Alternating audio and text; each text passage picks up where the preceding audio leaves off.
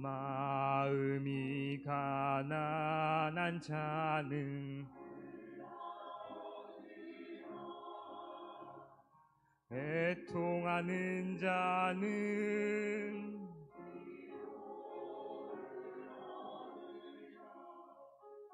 온유한 자는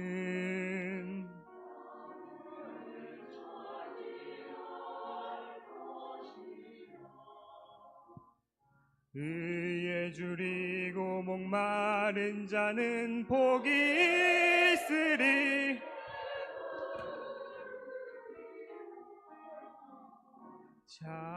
자비로운 자들은 마음 깨끗한 자들은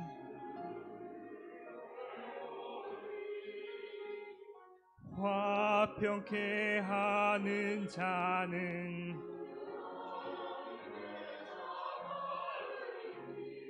의를 위해 핍박받는 자는 복이 있으리라.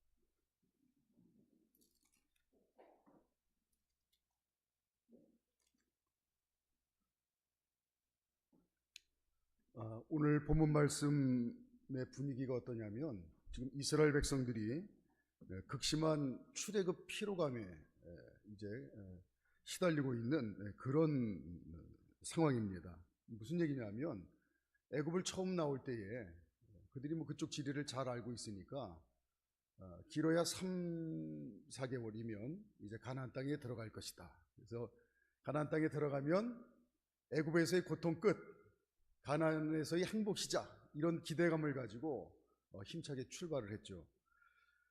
그런데 이들이 맞닥뜨린 현실은 기대와는 전혀 다른 그런 상황이었습니다. 무슨 얘기냐면 애굽을 나와서 3개월 만에 다다른 곳이 시내산이었고, 그리고 지금 시내산에서 11개월 동안 그대로 그냥 머물러 있는 겁니다. 그러니까 지금 이스라엘 백성들이 이 상황이 도대체가 이해가 안 되는 거예요. 빨리 가나안 땅에 들어가야 우리가 이제 모든 이 고통에서 벗어나서 새로운 희망찬 삶을 살 텐데 이게 뭐냐? 아우성을 칩니다. 그때마다 지도자 모세가 하는 이야기는, 야, 구름 기둥을 봐, 불 기둥을 봐, 그대로 멈춰 있잖아. 하나님이 아직 여기에 그대로 있으라고 하시네. 그냥 똑같이 앵무새처럼 이렇게 대답을 하는 거예요. 이 말을 들을 때마다 이스라엘 백성들이 우라통이 터집니다. 속이 썩어 문드러지죠. 지금 그 많은 식솔들과 그리고 가축들을 거느리고 시내산에서 하루를 견디는 게 마치 1년을 지나는 것처럼 너무 힘든 상황입니다. 뿐만 아니라 모세가 가만히 본인들이 보니까 괜히 잘난 체 하면서 쓸데없는 고집을 부리는 것 같아요. 처음에 애굽을 출발할 때부터 이들의 마음이 상했습니다. 그게 무슨 얘기냐면, 왜 굳이 그 길로 가서 홍해를 만났고, 그리고 또 왜 굳이 사막 한가운데로 들어갔고, 그리고 시내산까지 와서 여기서 11개월째 머물러 있어야 되느냐. 이해가 안 된다는 거예요. 매사 엉터리 결정을 하는 이런 모세라고 생각이 되어지니까 이들이 이제 너무너무 속이 상한 겁니다. 자, 그런데 드디어 시내산에 이제 11개월 이제 머물러 있을 즈음에 모세가 외칩니다. 자, 구름 기둥이 움직인다. 출발! 이제 출발을 선언을 했어요. 하나님이 이제 가나안 땅을 향해서 출발하라고 했다. 이렇게 선포를 했습니다. 자, 그런데 가나안 땅을 향하여 시내산을 출발하자마자 이스라엘 백성들 입에서 말로 다 할 수 없는 원망과 불평이 쏟아져 나와요. 이게 무슨 얘기냐면, 지금까지 그 원망 불평으로 속이 썩어 문드러져 있는데, 그렇죠, 속이 썩었는데 입만 열면 악취가 나는 게 너무나 당연하죠. 자, 바로 앞에 본문입니다. 11장 1절 말씀 한번 볼까요? 11장 1절. 이미 이스라엘 백성들이 속이 이제 불만으로 다 썩어 문드러졌어요. 시내산을 출발했는데 뭐 입만 열면 이제 악취가 납니다. 불평을 하는 거예요. 11장 1절 시작. 여호와께서 들으시기에 백성이 악한 말로 원망하며 여호와께서 들으시고 진노하사 여호와의 불을 그들 중에서 붙여서 진영 끝에 사르게 하시며. 네, 너무 화가 난 하나님께서 이제 불을 내려서 그들의 진영을 불태웁니다. 뭐 급하게 또 소방수 역할을 천상 모세가 해야죠. 근데 소화기나 불로 끄는 것이 아니라 하나님 앞에 간절히 기도해서 이제 또 불을 이제 껐어요. 자, 한바탕 소동이 지나고 다시 가나안 땅을 향해서 가는데 얼마 가지 못해서 이번에는 다 털썩 주저앉아가지고 이제는 더 이상 못 가겠다는 거예요. 그러면서 엉엉 웁니다. 자, 그 11장 10절. 이번에는 이제 아예 주저앉아서 더 이상 못 가겠다고 엉엉 울어요. 11장 10절. 시작. 백성의 온 종족들이 각기 자기 장막 문에서 우는 것을 모세가 들으니라. 이러므로 여호와의 진노가 심히 크고 모세도 기뻐하지 아니하여. 예, 모세가 물어요. 야, 도대체 왜 그러느냐 그랬더니 이스라엘 백성들이 하는 얘기가 이 고기를 먹어야지 기력이 딸려가지고 도저히 못 가겠다는 거예요. 그러면서 가만히 생각해 보니까 고기도 먹어야 되겠고 또 뭐 생선, 오이, 참외, 부추, 파, 마늘 이런 것도 먹어야지 도저히 기력이 딸려서 못 가겠다. 이러고는 주저앉아서 엉엉 웁니다. 모세가 하나님 앞에 기도를 하죠. 하나님, 우리 이스라엘 백성들을 불쌍히 여겨주시고 저들이 힘이 없어서 못 가겠다고 고기를 먹어야 되겠다고 하니 고기 좀 먹여주시죠. 하나님이 응답 아닌 응답을 하시죠.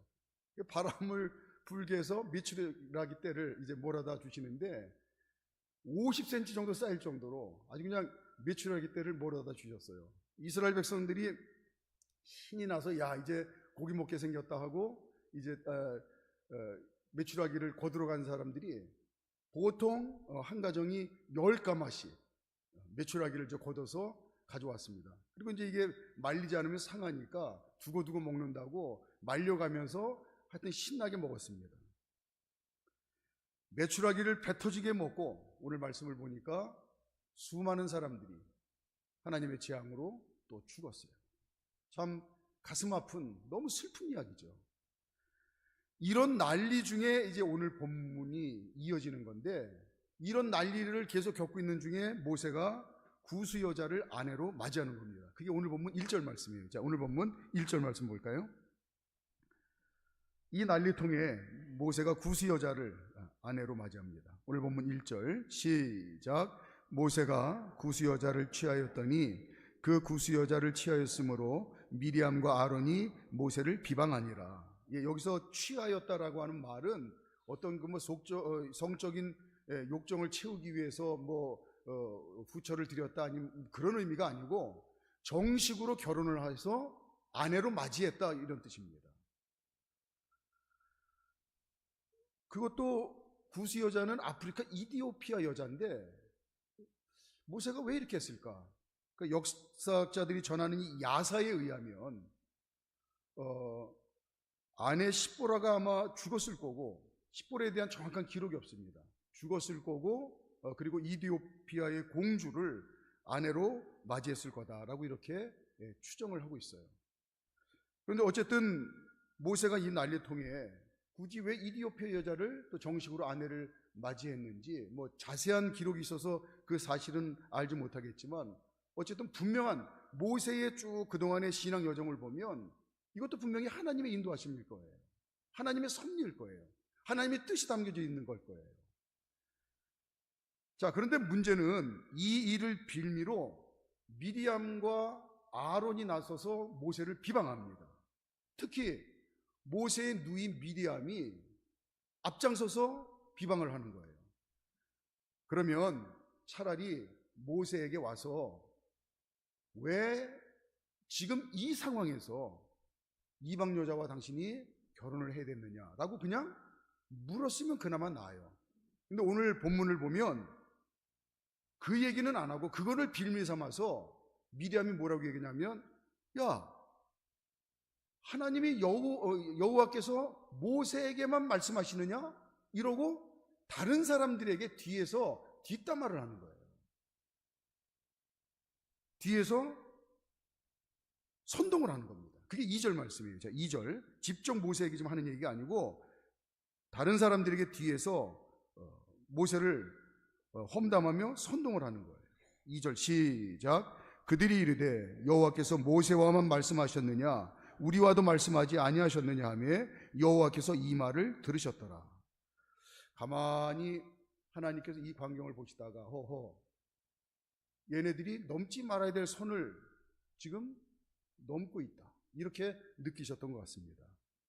지금 아론이나 미리암 그리고 또 각 12지파의 지파장들이나 또 이제 그 최고 지도자들이 이스라엘 백성들 가운데 있죠. 이들은 철저하게 지금 모세를 돕는 동역자들입니다. 조력자들이에요. 어떻게든지 하나님의 인도하심을 받고 이스라엘 백성들을 이끌고 가나안 땅에 들어가야 될 막중한 사명이 있는 사람들이에요. 그럼 이런 일이 발생을 했다고 한다면 오히려 백성들을 진정시키고 백성들에게 신앙으로 지도하고 교훈하고 그들을 바른 길로 인도하기 위해서 애를 써야 되는데 지금 하나님이 가만히 보니까 어이구, 오히려 앞장서서 넘어서는 안 될 선을 넘는 거예요. 여기 남자분들은 이제 전방 체험들이 있을 텐데 전방에 가면 다른 건 둘째치고 제일 먼저 주의해야 될 게 뭐냐면 길 옆에 넘지 마시오 라고 표시가 되어 있습니다. 그리고 지대 표시가 되어 있어요. 거기는 무슨 일이 있어서 넘어서는 안 됩니다. 어디에 지뢰가 있어서 그거 밟고 사고가 날지 몰라요. 반드시 지켜야 됩니다. 그러니까 하나님이 넘지 말아야 될 선을 넘고 있는 이 광경을 보고 이제 한 말씀 하십니다. 얘들아, 너희가 지금 보니까 모세를 비방하고 있구나. 너희가 모세와 뭐가 다른지 아니? 하고 이렇게 하나님이 말씀을 하세요. 7절. 자, 오늘 보면 7절. 모세는 너희와 뭐가 다르냐면 모세는 나에게 충성하는 종이란다. 충성하는 일꾼이란다. 이렇게 얘기하세요.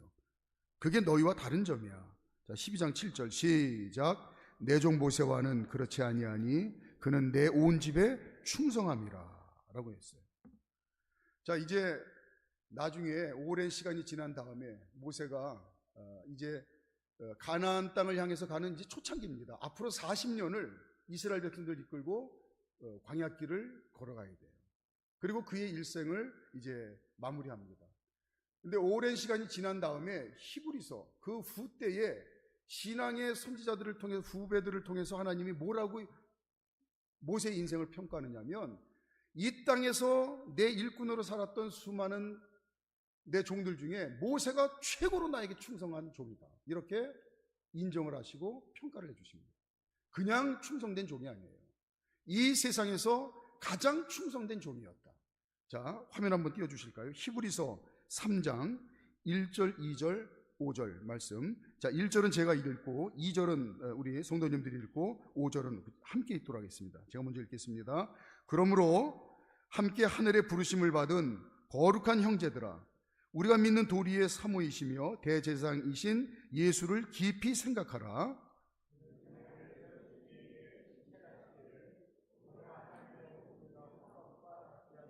함께 읽습니다. 또한 모세는 장래에 말할 것을 증언하기 위하여 하나님의 온 집에서 종으로서 신실하였고, 2절 한번 보세요. 2절에 신실하였고, 그는 자기를 세우신 이에게 신실하였고. 기억하시는 분들 계실지 모르겠지만 우리가 지난번에 쓰던 한글 개혁판에는 신실하였고를 충성하였고라고 그렇게 번역을 했었어요. 근데 이제 우리가 지금 개혁 한글판에는 신실이라는 말로 바꿨습니다. 5절도 마찬가지죠. 하나님의 온 집에서 종으로서 신실하였고, 이것도 한글 개혁판에는 충성하였고, 이렇게 기록이 되어 있습니다. 예. 이 말은 뭐냐면 우리가 그냥 성경에서 하시는 말씀 충성과 신실은 같은 의미구나라고 이렇게 받아들여도 별 이제 문제가 없을 것 같아요. 그러면 충성, 신실이 뭐냐? 뭐 말 그대로죠. 충성, 신실은 진실되고 성실한 겁니다. 처음과 끝이 동일한 거예요. 속과 겉이 같은 겁니다. 이게 충성이고 신실입니다. 하나님께서 이렇게 모세를 이 세상에 산 사람 중에서 내게 가장 충성된 종이다, 가장 신실한 일꾼이다라고 인정해 주신 이유를 오늘 본문에서 뭐라고 그러냐면 그의 온유함 때문이라고 말씀합니다. 자, 오늘 본문 3절. 자, 오늘 본문 3절. 하나님께서 왜 모세를 그냥 충성스러운 일꾼이 아니고 이 세상에서 가장 충성스러운 일꾼이라고 인정을 해 주셨느냐? 그의 온유함 때문이라고 말씀하세요. 3절 시작. 이 사람은 모세는 온유함이 지면의 모든 사람보다 더하더라. 예. 여기에 온유는 히브리 말로 아나우라고 하는데, 이 말은 저와 여러분들이 히브리 말이긴 하지만 좀 외웠으면 좋겠어요. 아나우, 온유한 사람. 그래서 앞으로 기도할 때 우리 자신을 위해서도 그렇고 또 자녀들을 위해서도 그렇고 또 성도님들을 축복할 때도 하나님, 모세처럼 아나우가 되게 하옵소서, 모세처럼 온유한 사람이 되게 하옵소서. 이게 무슨 얘기냐면 고난을 믿음으로 이겨낸 겸손한 사람이다 라는 말이 이 아나우, 온유한 사람이에요. 다시요.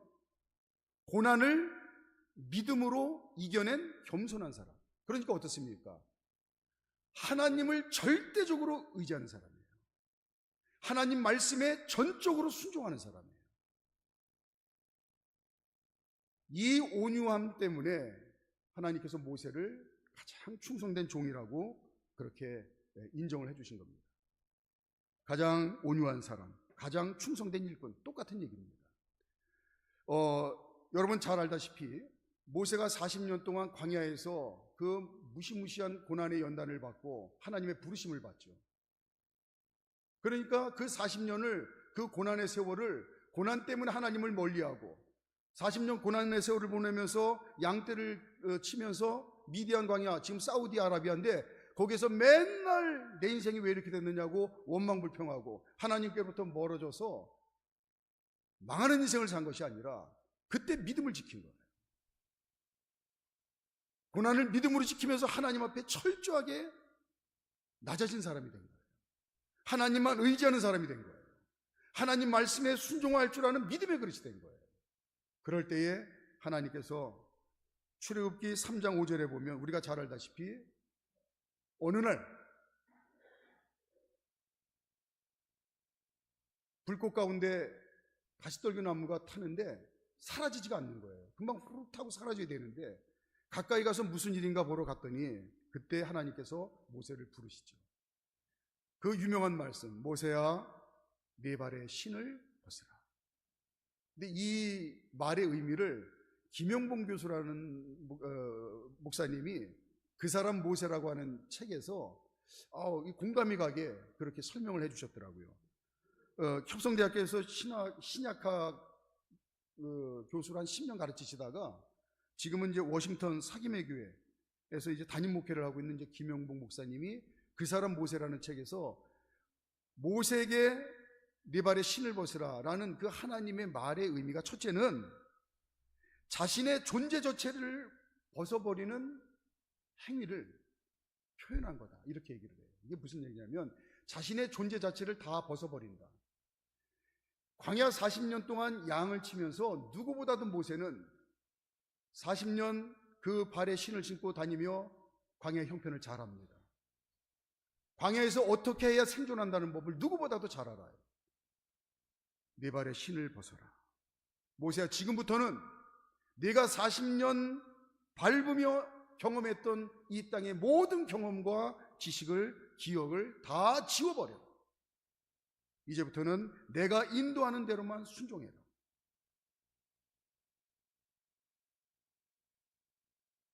또 신을 벗으라는 말은 새로운 세상으로 들어가는 그런 의미가 있다. 이렇게 설명을 하시더라고요.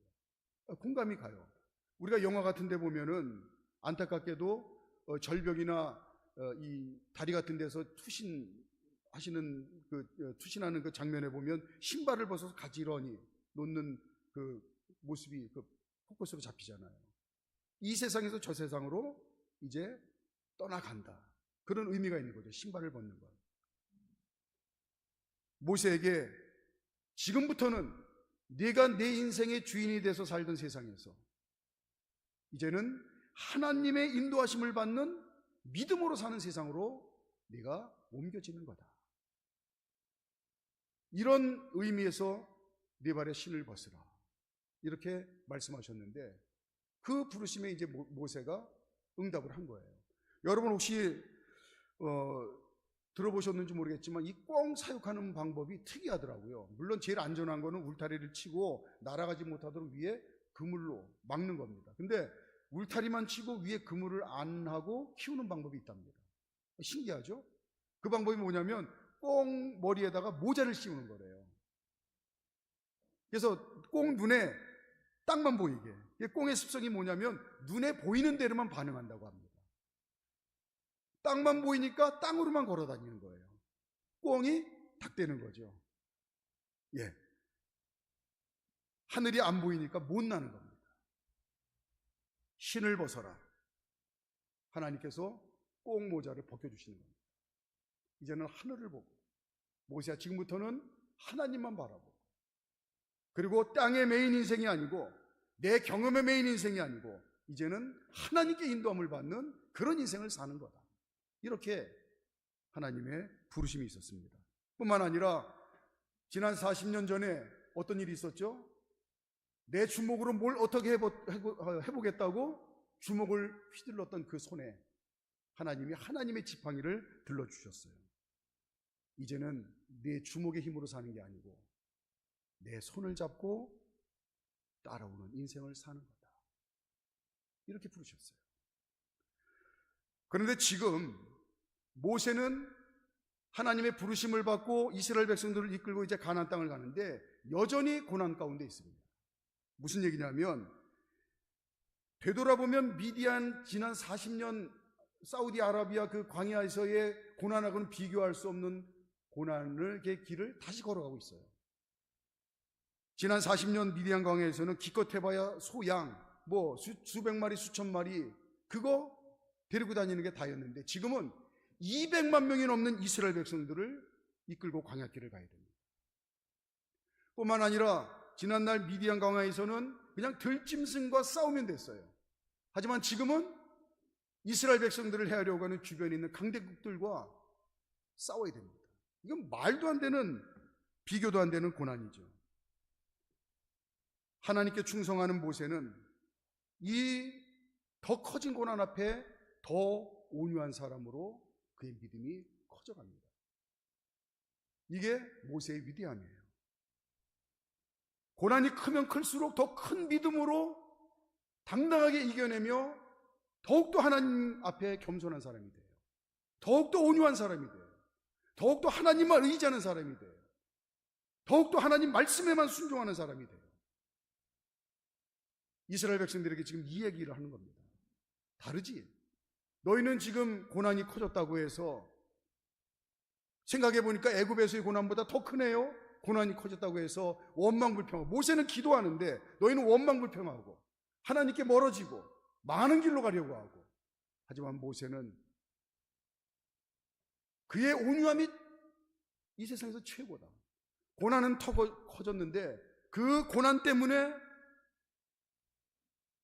더 큰 믿음을 가지고 담대하게 이기며 철저하게 더 낮아지는 하나님을 의지하는 믿음의 사람으로 모세는 그렇게 든든히 서가고 있지 않느냐.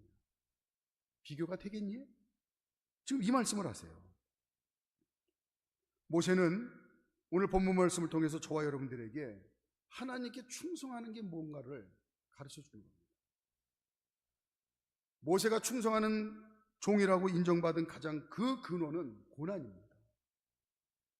고난에 어떻게 대처하느냐에 따라서 지금 이스라엘 백성들처럼 입만염면 원망하고 그리고 하나님께로부터 멀어지고 망하는 길로 갈 거냐, 아니면 고난 때문에 믿음을 갖게 되고 믿음으로 고난을 이김으로 하나님을 더욱더 의지하는, 하나님 말씀에 순종하는 믿음의 사람으로 더욱더 온전해져 갈 거냐. 저와 여러분들은 인생 광야길을 가는 동안 이렇게 하나님 자녀답게 모세처럼 충성하며 살아야 될 것을 오늘 본문 말씀을 통해서 가르쳐 주는 게 아닌가, 그렇게 생각이 되죠. 이 모세가 어느 정도냐면 우리가 잘 알다시피 마태복음 17장 4절에 보면 베드로, 야고보, 요한이 예수님 따라서 변화산에 갔었잖아요. 거기서 모세를 봤습니다.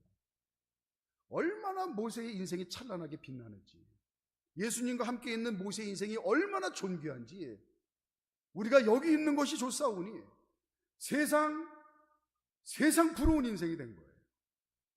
하나님께서 그의 인생을 책임져 주신 겁니다. 오늘 하나님께 충성하는 모세를 비방하는 사람들을 오늘 하나님께서 부끄럽게 하시죠. 자, 8절, 오늘 보면 8절부터 12절까지 하겠습니다. 하나님께 충성하는 모세를 비난하던 사람들을 이제 하나님 부끄럽게 하십니다. 그렇게 하는 거 아니다. 8절 시작.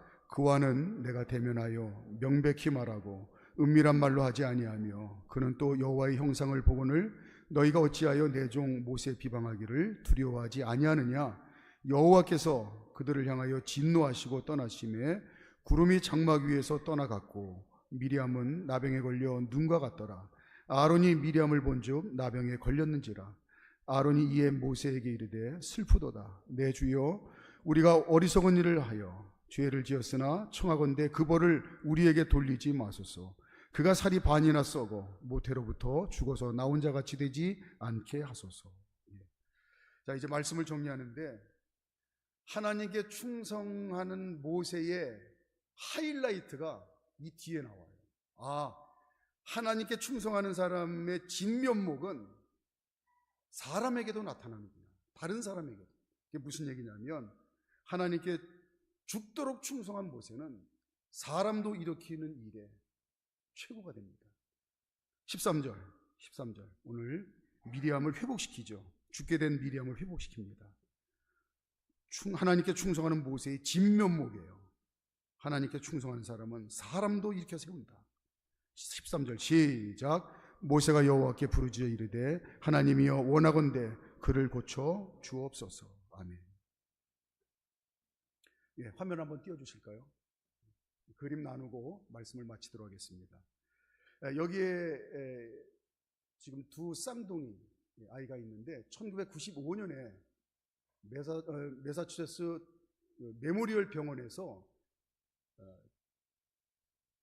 7주 만에 태어난 조수가 쌍둥이입니다. 여자의 쌍둥이인데 이제 당연히 이제 1kg도 안 된 몸무게를 가지고 태어났기 때문에 인큐베이터에 들어가는데 이제 오른쪽에 있는 아이가 카이리 언니고 또 뒤에가 브리엘, 좀 늦게 태어난 이제 브리엘 여동생입니다. 그런데 둘 다 따로 인큐베이터에 넣었는데 의사가 한 달 지나면서 언니 카이리는 건강하게 잘 자라니까 걱정 안 하셔도 됩니다.